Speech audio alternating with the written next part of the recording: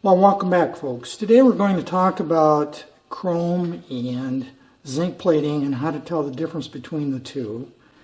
Some cases it's obvious, some cases it's not, depending on how old the finish is. What led me to this is I was organizing the chrome pieces for the little Suzuki TS50 project, getting them together. I have to prepare to get photos of them to send them off to the chrome shop so they can give me a quote. And I was going through the pieces, getting them organized. It dawned on me that some folks might not know how to easily tell the difference in some cases between the two. And it can be challenging. Sometimes it's not, but occasionally, you might scratch your head a little bit. I do. I have, and I've been doing this a long, long time. So I thought I'd just do a little video on this and share with you the technique that I use to tell the difference between the two finishes, that is chrome and zinc plating. I just have 4 representative parts here, all off the TS50, the heat shield off the exhaust system, the fuel gas cap, the kickstart arm or lever, and then the shift lever right here. I can tell you right up front that, and I will tell you right up front, that the kickstart lever is absolutely zinc plated. I can tell by looking at it, I can tell by the way it tarnished up. You can see in here, there's no doubt in my mind, even though down in here there might be areas that might look a little bit like chrome, it's not, and I will show you how we will validate that in just a moment. The other 3 pieces, the heat shield, the gas cap or fuel cap, and the shift lever might be a little bit more ambiguous. I think I already know what all of them are, but I wanted to go through this for your benefit so that at home, if you're ever curious, you can do your own testing. And the way we're going to do that is with muriatic acid, otherwise known as hydrochloric acid. You can buy this in virtually any hardware store, big box store. It's used commonly, at least in my area, to clean masonry before you're going to paint it. Be aware this is nothing to mess with. This is a dangerous material. It will, in fact, burn you. It will damage your clothes irreparably. And if you get it in the eyes, you will lose your sight. If you are not comfortable handling something like this, then don't. I wouldn't recommend you getting into something that you're not comfortable or familiar with. I don't like using muriatic acid. I don't like using even phosphoric acid, to be honest with you. I keep them around. I don't even keep them in my shop. I keep them in my pole barn for storage reasons. I have them. I use them judiciously when necessary, but I can't emphasize enough, if you are not comfortable using it, don't. I've used it for years. I've actually used it to clean masonry and etch masonry for paint many times in my lifetime, so I know what the dangers are with it, and I take appropriate action, which will include gloves and appropriate eye protection. In order to prepare for this little video, I took some muriatic acid and I put it in this glass eyedropper bottle, and that's what that is. That's muriatic acid. It came right out of the bottle that this label came from. It was a gallon, what's left of a gallon. I don't think I have a gallon anymore. But nonetheless, this is muriatic acid in this eyedropper. What I'm going to do now is use the muriatic acid. I'm going to put a drop on each one of these items, and we're going to look for a reaction. And the reaction you will look for is a fizzing, a bubbling, and or an obvious gassing of the muriatic acid when it touches the finish. If it's zinc plating, it will react. That is, it will bubble, it will react, it will off-gas, and it will be very noticeable to the eye. If it's chrome, it will do nothing initially. It will just sit there, and you'll see no obvious reaction to speak of. And it's obvious the difference between the two. So let me get my safety gear on and get some gloves on, some eye protection, and we're going to do that right here. I'll start with this little heat shield, and we'll work our way along. And this is really almost a control sample, because I can assure you that this is zinc. I can tell by the finish. These other 3 pieces might be a little bit more ambiguous to folks. I think I know what they are, but we'll work our way through, and I'll show you the reaction. So I'll be back in just a minute. I'm all geared up now. I got my gloves on. I do have safety glasses on. Even though I wear prescription eyeglasses, I put safety glasses on over the top of them. I'm not taking any chances with my eyesight in case anything happens. I did pull my sleeves down also to protect my arm in case something spills or splashes. And I put a couple of layers of paper towel down underneath the parts to protect this towel, this clean towel that's underneath, because I don't want any muriatic acid to get on it and it'll put holes in it. So what we're going to do is we're going to start with this kickstart lever right here, which again I absolutely believe is zinc. A couple of things that tells me that is obviously the dull finish right here. I'm pointing to is my right index finger. It's reasonably shiny up in here, but you could also tell by the way it rusts or corrodes. It doesn't really flake like chrome will do. When chrome tends to corrode from the inside out, it'll tend to flake off. Zinc doesn't typically do that. It'll just fail, like you can see there, I think. So we're going to go ahead and use this really as a control sample so you can see what zinc looks like when it reacts with the acid. So I'm just going to, all you need is a drop. You don't need really anything more than that.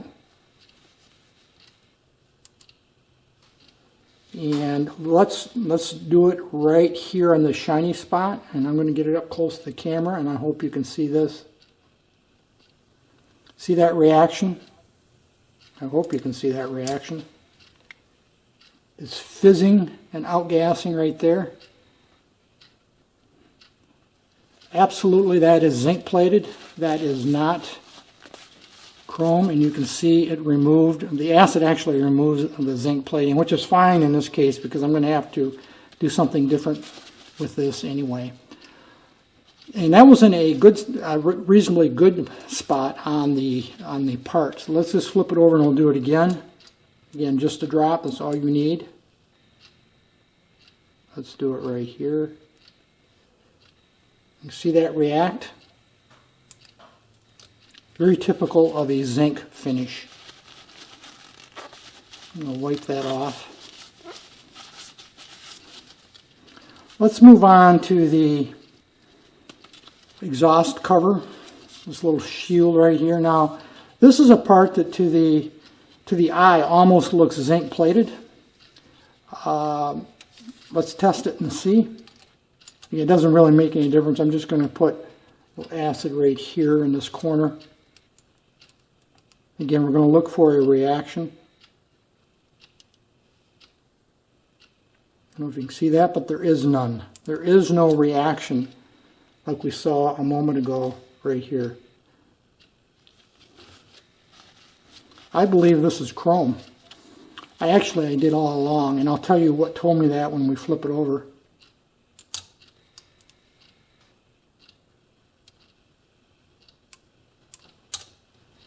Again, there is no reaction there.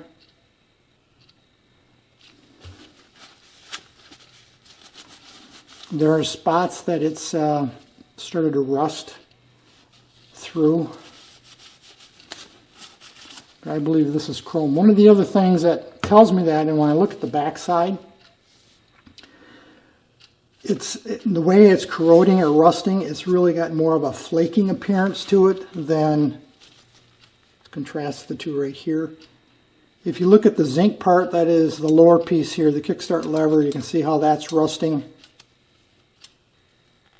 It's almost just like a piece of steel. If you look at the chromed piece, this little shield, it's almost got that flaking look to it, more of a pitting kind of appearance. That's not a sure thing, by the way, just looking at it, the pattern of the rust. But sometimes the pattern of the rust will help you tell whether it's chrome or not. This part, I believe, absolutely has been chromed originally. And even though it's in reasonably good shape for its age, I am going to have that re-chromed.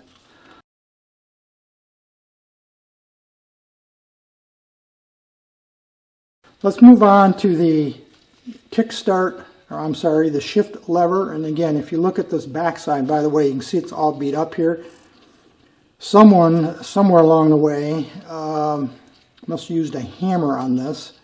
I'm not going to show you this opposite side for a minute. We'll get to that in a few seconds, and there's a reason for that. But if you look at it there, you can see it's been beat on. It looks like also, or someone put a vice grips or pliers on it for some reason in the past. That wasn't me, just so that you know. But let's go ahead and test this piece. I believe this is chrome, and based on the pattern of the corrosion and knowing typically or quite often these are chromed. So I'm going to go ahead and test it. We're going to put a drop right here. See what happens, give it a minute to react.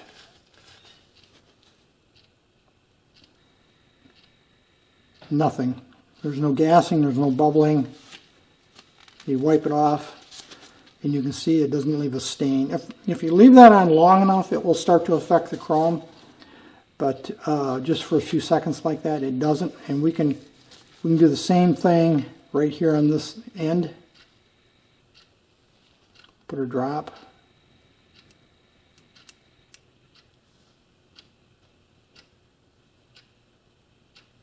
No reaction.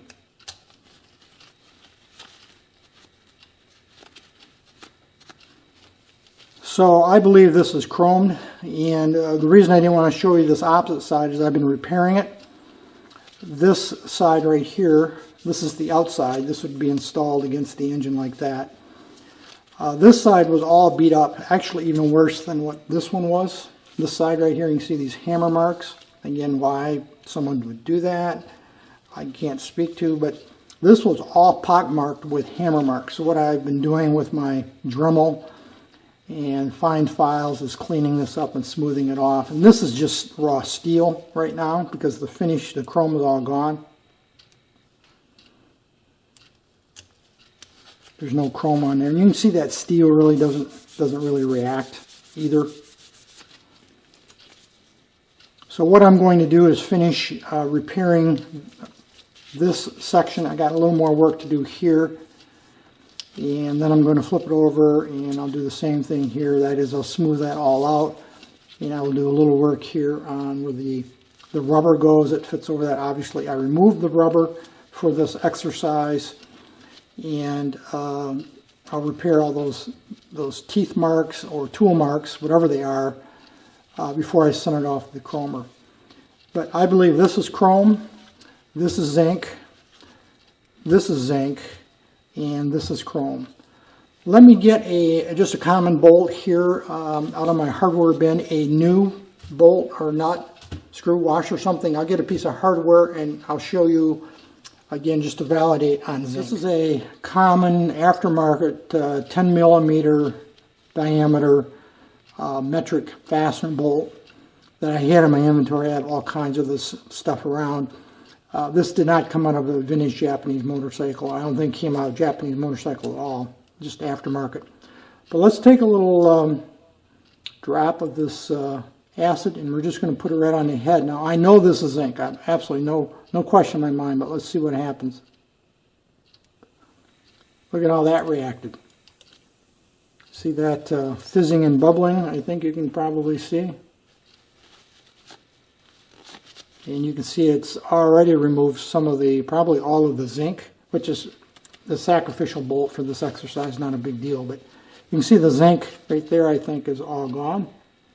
So there you have it, a little short video on how to test at home for whether your part is zinc or chrome. Again, usually you can tell by looking at it, like this part, no question.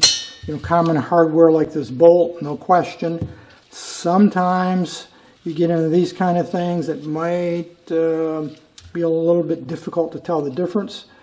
You can just validate it real quickly with some muriatic acid, but again, this is nothing to mess with. If you don't know what you're doing or you're concerned, be careful. Don't use it if you're not confident. I don't like using it, as I said. I do when I have to, but I avoid it if at all possible. That's going to be it for this video today, folks. Any issues, questions, thoughts, drop me a note. Otherwise, as usual, thanks for watching.